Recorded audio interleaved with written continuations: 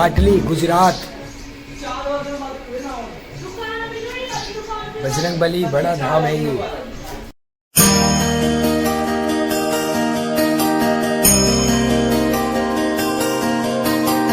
और अगर तुम लोग नए हो तो सब्सक्राइब करो, वो जो लाल वाला बटन है उस पर धूल फेंक के मारो या फिर मोमबत्ती, मुझे नहीं पता, बस क्लिक हो जाना चाहिए।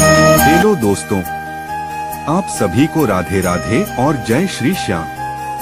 दिल से स्वागत है आप सभी का मेरे फेसबुक और यूट्यूब चैनल पर। आज का दिन बहुत खास है क्योंकि मैं अपने खास दोस्त के साथ जा रहा हूँ एक शानदार यात्रा पर। जी हाँ, हम जा रहे हैं गुजरात। गुजरात की धरती जहाँ संस्कृति, इतिहास और स्वाद का अनोखा संगम है, वहाँ से आपके लिए लाएंगे ढेर सारी यादें, वीडियो और अनुभव।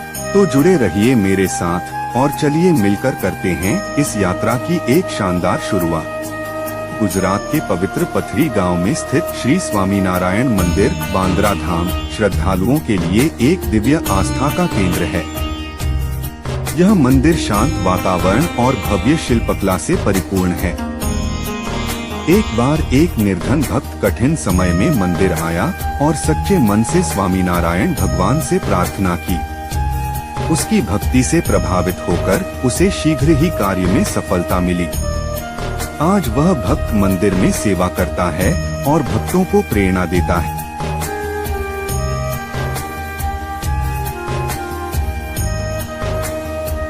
यह मंदिर श्रद्धा और आस्था का एक अनुपम प्रतीक है, जहाँ जो भी श्रद्धालु सच्चे मन से दर्शन के लिए आता है उसे मोक्ष की प्राप्ति होती है। प्रभु श्री स्वामीनारायण जी से जो भी भक्त प्रार्थना करता है उसकी हर मनोकामना अवश्य पूर्ण होती है। यह मंदिर न केवल अत्यंत प्राचीन है बल्कि इसका विस्तार भी बहुत विशाल क्षेत्र में फैला हुआ है। मंदिर परिसर में आपको प्राकृतिक सौंदर्य से भरपूर एक तालाब भी देखने को मिलेगा, जो वातावरण को शांत और पवित्र बनाता है। मंदिर की भव्यता में चार चांद लगाते हैं इसके भीतर लगे हुए सुंदर पंखे और एक विशेष स्थान पर स्थित बरैया बरगद का छत्ता, जो इसके ऐतिहासिक और धार्मिक महत्व को और भी बढ़ाता है। इस मंदिर की दिव्यता और सुंदरता को देखने के लिए देश विदेश से श्रद्धालु यहाँ आते हैं। यह स्थान न केवल एक धार्मिक स्थल है बल्कि एक आत्मिक शांति का केंद्र भी है।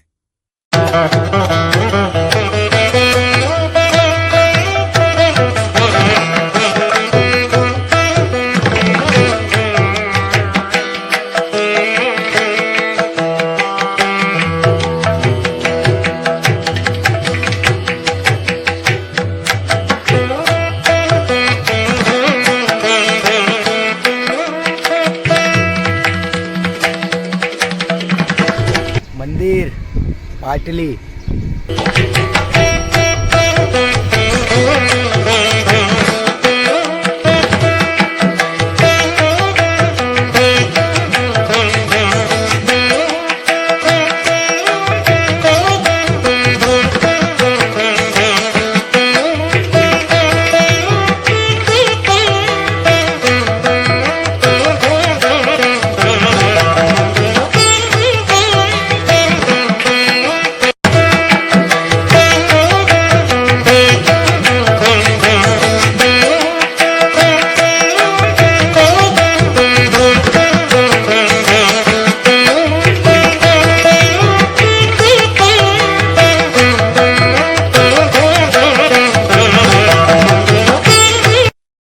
प्रभु श्री स्वामीनारायण जी से जो भी भक्त प्रार्थना करता है उसकी हर मनोकामना अवश्य पूर्ण होती है। यह मंदिर न केवल अत्यंत प्राचीन है बल्कि इसका विस्तार भी बहुत विशाल क्षेत्र में फैला हुआ है। मंदिर परिसर में आपको प्राकृतिक सौंदर्य से भरपूर एक तालाब भी देखने को मिलेगा, जो वातावरण को शांत और पवित्र बनाता है। मंदिर की भव्यता में चार चांद लगाते हैं इसके भीतर लगे हुए सुंदर पंखे और एक विशेष स्थान पर स्थित बरैया बरगद का छत्ता, जो इसके ऐतिहासिक और धार्मिक महत्व को और भी बढ़ाता है। इस मंदिर की दिव्यता और सुंदरता को देखने के लिए देश विदेश से श्रद्धालु यहाँ आते हैं। यह स्थान न केवल एक धार्मिक स्थल है बल्कि एक आत्मिक शांति का केंद्र भी है।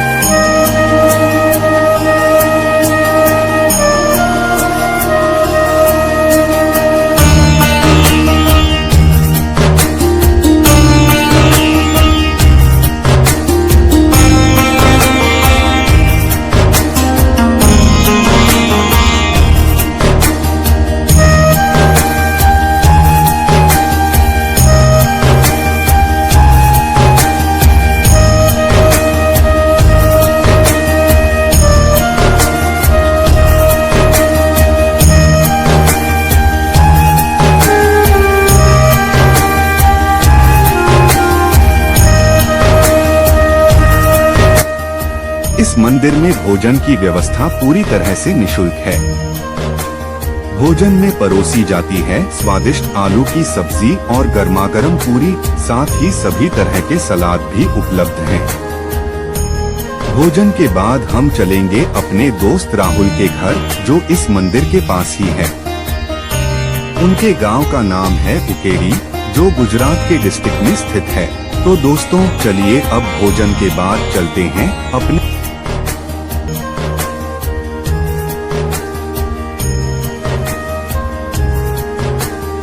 तो आपका इंतजार अब खत्म हुआ। इस समय आप जो दृश्य देख रहे हैं वह मेरे अजीज दोस्त राहुल के गांव उकेड़ी का है। यह गांव चारों ओर से हरियाली से घिरा हुआ है और यहाँ की प्रमुख पहचान है इसकी समृद्ध खेतीबाड़ी। गांव में आपको छोटी छोटी नदियां और तालाब भी देखने को मिलेंगे, जो इस जगह की खूबसूरती को और भी बढ़ा देते हैं। यहाँ की प्राकृतिक सुंदरता, शांति और ग्रामीण जीवन शैली का अपना ही एक अलग आकर्षण है। तो आइए दोस्तों अब हम गांव के और भीतर चलते हैं और आपको दिखाते हैं और भी सुंदर दृश्य।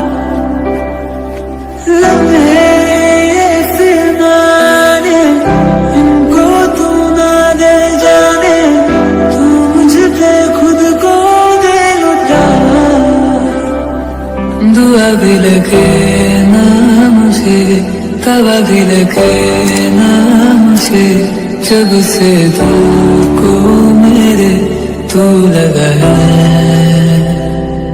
नींद रातों की मेरी, चाहत बातों की मेरी, चैन को भी मेरे तूने यूं ठगा है। जब सांसें भरूं मैं बंद, आंखें करूं मैं नजर, जो तू आया दिल को करार आया, तुझ पे प्यार आया पहली मैं मेरा दोस्त राहुल और उसके परिवार वाले मिलकर श्री स्वामीनारायण मंदिर के दर्शन के लिए गए थे। मंदिर में भक्तों की भीड़, मंत्रोच्चारण और दीपों की जगमगाहट ने हमारे मन को एक अद्भुत शांति से भर दिया। दर्शन करने के बाद हम राहुल के गांव की ओर बढ़े। गांव के थोड़े ही आगे बढ़ने पर मेरी नजर एक भव्य और प्रकाशमय मंदिर पर पड़ी।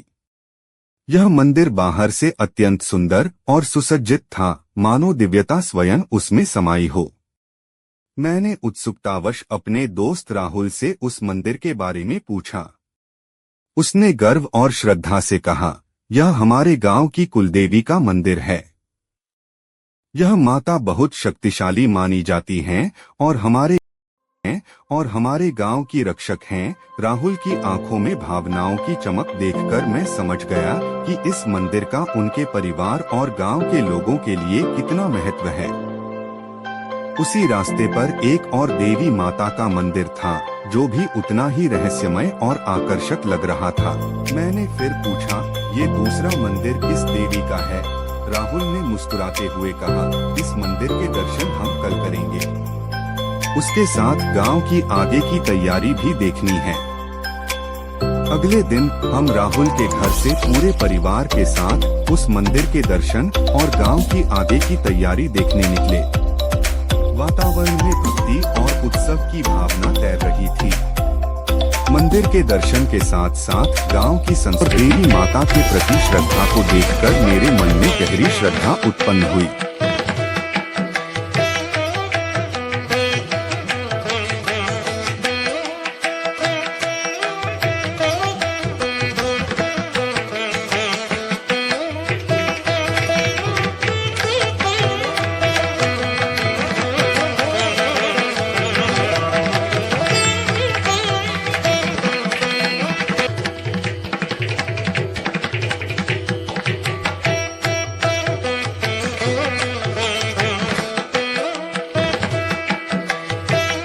उस स्थान से थोड़ा और आगे बढ़े तो हमने एक अत्यंत ही मनमोहक दृश्य देखा। यह दृश्य बाबा भोलेनाथ के प्राचीन शिव मंदिर का था। यह वही शिव मंदिर है जो मेरे मित्र राहुल और उसके गांव उकेड़ी के सभी लोगों के लिए आस्था और श्रद्धा का केंद्र है। यह मंदिर कई वर्षों पुराना है और इसकी मान्यता भी उतनी ही महान है जितनी उस मंदिर की थी जिसे हम पहले देख चुके थे। शिवरात्रि जैसे पावन अवसर पर यहाँ विशेष मेले और कार्यक्रमों का आयोजन होता है। कांवड़ियों की सेवा, विशेष पूजन, भजन कीर्तन जैसे आयोजनों से यह मंदिर जीवंत हो उठता है। इस शिव मंदिर की सुंदरता इतनी अद्वितीय है कि दूर दूर से श्रद्धालु इसे देखने और बाबा भोलेनाथ के दर्शन करने उकेड़ी गांव आते हैं। नमस्ते सभी भाइयों को, आने वाली 4 तारीख को मेरे गांव में एक बहुत ही बड़ा मेला लगने जा रहा है, जिसकी तैयारी बड़ी ही धूमधाम से हो रही है। चलिए आप सबको बाहर जाकर मैं दिखाता हूँ। यह देख लो, टेंट लगा रहे हैं और आपको कुछ विशाल पत्थर भी नजर आ रहे होंगे और इस पत्थर पर कुछ प्रतिमाएं बनी हुई भी नजर आ रही होगी, जैसे कि सूरज चांद हो। जब हमने इन पत्थरों के बारे में अपने दोस्त राहुल से पूछा तो उन्होंने बताया, ये पत्थर हमारे दादा, परदादा और गांव के सभी पूर्वजों की याद में बनाए गए हैं। इन पर जो सूरज और चांद के चित्र बने हैं वे हमारे पूर्वजों की आत्मा और शक्ति का प्रतीक हैं। 4 तारीख को यह विशेष पूजा होने जा रही है, जिसे गांव के सभी लोग बड़े ही उत्साह और श्रद्धा से मनाते हैं। अगली सुबह मैं अपने दोस्त राहुल, उसके माता पिता और परिवार के अन्य सदस्यों के साथ एक दिव्य स्थान के दर्शन के लिए निकल पड़ा। यह स्थान राहुल के गांव से केवल 300 मीटर की दूरी पर स्थित था।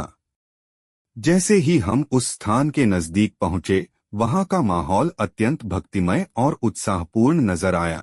हमने देखा कि मंदिर के आसपास भारी भीड़ जमा थी और अनेक सुंदर सुंदर झांकियां निकल रही थीं, जिनमें माता रानी के विभिन्न रूपों को दर्शाया गया था। यह दृश्य अत्यंत मनोहारी और भक्तिपूर्ण था। मैंने उत्सुकता से अपने मित्र राहुल से उस मंदिर के बारे में पूछा। राहुल ने श्रद्धा और प्रेम से बताया कि यह मंदिर उनकी बड़ी माता हड़क देवी का है। उन्होंने कहा कि यह माता बहुत ही शक्तिशाली और कृपालु हैं, जो उनके पूरे गांव की रक्षा करती हैं।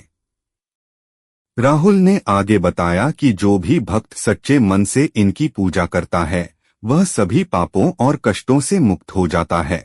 माता हड़क देवी अपने सच्चे भक्तों पर सदा कृपा बनाए रखती हैं और उन्हें आशीर्वाद देती हैं। मंदिर में दर्शन करने के बाद हम सब शांत और संतुष्ट देवी के और हम वहां से फिर आगे की तरफ निकल पड़े। प्रेम से बोलो हड़क में देवी माता की जय। आई दोस्तों, अब आगे हम अगले दिन मिलते हैं और अगली सुबह हम एक विशेष दृश्य का साक्षात्कार करते हैं। गांव के चौपाल पर सभी के सिरों पर पारंपरिक पगड़ियां बांधी जा रही हैं। यह दृश्य अत्यंत भावुक कर देने वाला है। उसी क्रम में जो व्यक्ति पगड़ी बंधवा रहे हैं वे मेरे प्रिय मित्र राहुल के पिता हैं। और फिर कुछ ही देर में राहुल को भी उसी सम्मान के साथ पगड़ी बांधी जाती है। सामने एक विशाल पत्थर दिखाई दे रहा है जिसे फूलों की मालाओं से सजाया गया है। दरअसल यही है वह पवित्र स्थल, वह पूजा स्थल जिसका इंतजार पूरे गांव को वर्षों से था। यह कोई साधारण पूजा नहीं है बल्कि एक विशेष अनुष्ठान है जो पूरे 20 वर्षों के बाद संपन्न होता है। यह पूजा पूर्वजों की स्मृति में की जाती है। इसमें गांव के सभी लोग मिलकर अपने दादा परदादा एवं पूर्वजों को श्रद्धांजलि अर्पित करते हैं। वे इन विशाल पत्थरों पर सूर्य, चंद्रमा और अन्य धार्मिक प्रतीकों की आकृतियां बनाते हैं, अपने पूर्वजों के नाम अंकित करते हैं और फिर उन्हें अगरबत्ती, फूल व अन्य पूजन सामग्री अर्पित करते हैं। पूरे गांव में भक्ति और उल्लास का अद्भुत संगम होता है। गलियों में झांकियां निकलती हैं, भजन कीर्तन गूंजते हैं, डीजे पर लोग नाचते गाते हैं और हर कोई अपने अपने देवताओं को याद करता है।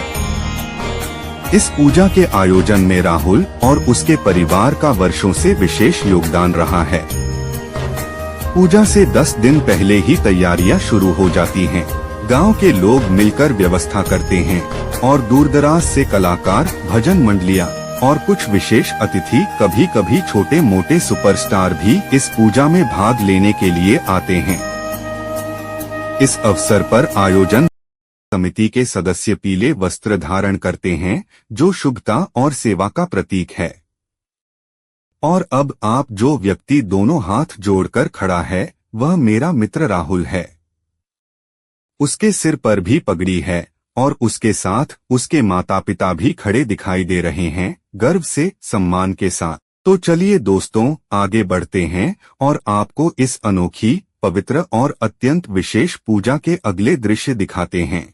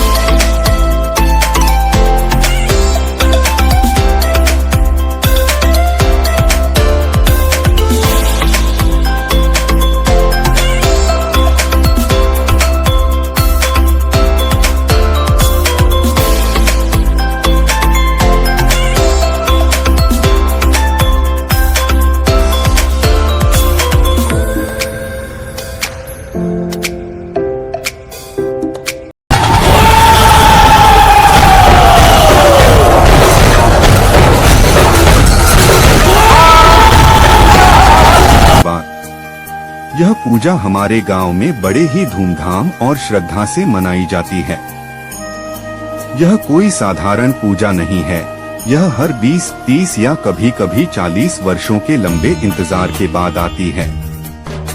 पूरे गांव के लोग वर्षों से इस पावन दिन की प्रतीक्षा करते हैं। जैसा कि आप इस वीडियो में देख रहे होंगे, विशाल पत्थरों के पास कुछ लोग अगरबत्तियां जला रहे हैं और कुछ लोग श्रद्धा से खड़े हैं। यह स्थान हमारे दादा परदादा और पूर्वजों की स्मृति से जुड़ा है। इन पत्थरों पर सूर्य और चंद्रमा के चित्र उकेरे गए हैं जिन पर माला चढ़ी हुई है और अगरबत्तियां व धूपबत्तियां जल रही हैं। यह हमारे पूर्वजों को अंतिम प्रणाम है, एक विनम्र प्रार्थना कि वे सदा हमारे साथ रहें, हमारी शक्ति बने और अपने आशीर्वाद से हमारे जीवन की रक्षा करें। मेरे दोस्त राहुल, उसका परिवार, उसका गांव खेड़ी, राज्य गुजरात, वहां का श्री स्वामीनारायण मंदिर, उसकी कुलदेवी और उनकी बड़ी माता का मंदिर, ये सभी इस अनोखी परंपरा का हिस्सा हैं। आपसे अनुरोध है कि इस वीडियो के बारे में अपनी राय जरूर दें। क्या आपको यह पूजा और इसकी परंपरा अच्छी लगी? कृपया कमेंट करें। अगर आपको यह वीडियो पसंद आया हो तो हमारे चैनल को सब्सक्राइब जरूर करें, क्योंकि ऐसे ब्लॉग्स हम नियमित और अभी तो रुको, लाते रहते हैं। क्लाइमैक्स अभी बाकी है।